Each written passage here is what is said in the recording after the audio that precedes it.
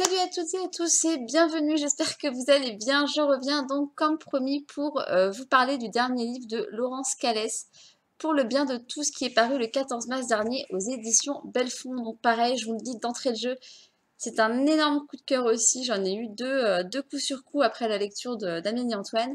Donc voilà, je suis aux anges sur mon petit nuage. Je vous parle là de l'histoire et ensuite, comme d'habitude, je vous parlerai de la quatrième de couve.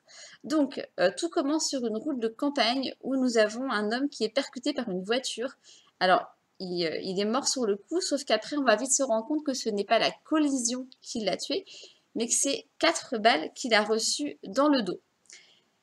Donc la victime, elle n'a pas de nom, elle n'a pas d'identité, pas de papier, mais par contre, elle semble précieuse aux yeux de certaines personnes, puisqu'en fait, la voiture des pompes funèbres qui la transporte va être braquée et le corps, lui, va être enlevé.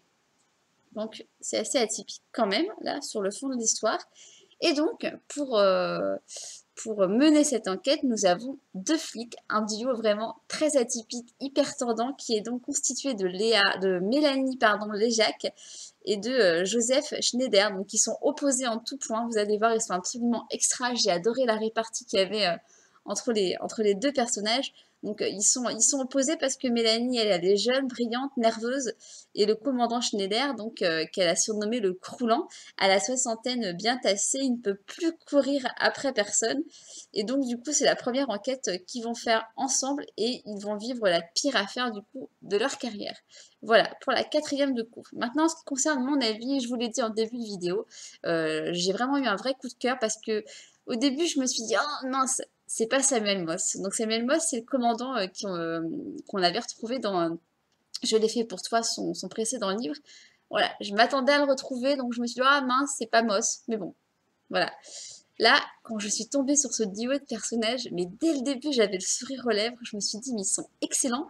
Et j'espère vraiment très très fort que l'auteur va entendre mon appel et qu'il les mettra en scène dans un prochain bouquin. Et pourquoi pas avec Moss à côté en renfort, ça pourrait être rigolo.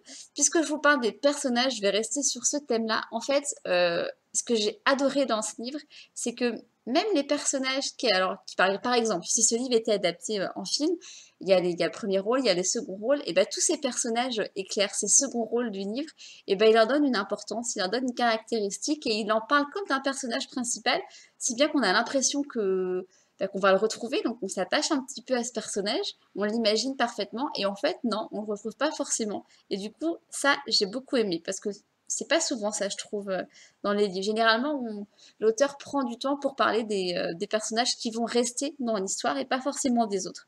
Donc là, pour moi, c'est un point fort. Donc là, nous sommes sur vraiment une enquête policière, donc il n'y a pas de passage gore en vue. C'est une enquête, vous allez voir, qui est pleine de vérité. Moi, il y a plusieurs petits passages que j'avais envie de souligner, de mettre en avant. Et voilà, je trouve il y a beaucoup de choses très vraies qui ont été mises en avant, puisqu'en fait, il aborde un thème qui est très fort, très important et en plus d'actualité. Je vous dirai pas lequel. Vous verrez, vous le découvrirez par vous-même. Donc l'enquête en elle-même, elle est hyper prenante. Comme dans beaucoup de livres, on se met à réfléchir au pourquoi du comment. Et quand on sait le pourquoi du comment, de pourquoi le méchant est méchant, on se dit mais non. Et on espère que pour le bien de tous, cette fin restera une fiction. Voilà. Vous allez voir, il a vraiment tapé dans le mille. Si vous êtes passionné de polar, vous ne pouvez que aimer ce livre.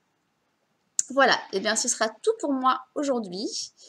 Je vous invite, comme d'habitude, à liker ma vidéo si elle vous a plu, à la partager autour de vous et à vous abonner à ma chaîne si le cœur vous en dit.